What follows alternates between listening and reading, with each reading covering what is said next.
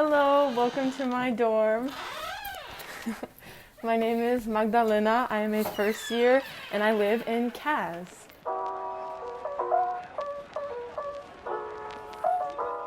So right here behind is my map wall that I share with my roommate. This is probably one of our favorite parts of our dorm. And basically we've just collected maps. This one's from the Davis Museum here. And then over here is my desk, which is probably my second favorite part of my room just because it's a nice calm space.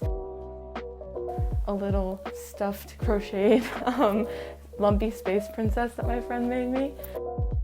My third favorite thing is all the postcards and stuff that I've collected that I can put up on my wall. A lot of these are photos with friends or just things that I've collected here. A lot of these are like postcards from the Davis Museum. And this is my roommate's sign. Yeah.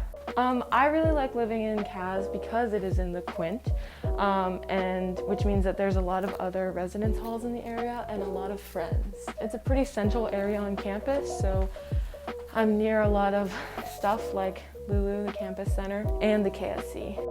I really like Wellesley. I think every person that I've met here is really interesting and fun, and I've made a lot of really great friends who I can relate to really well. Thank you so much for coming to my dorm.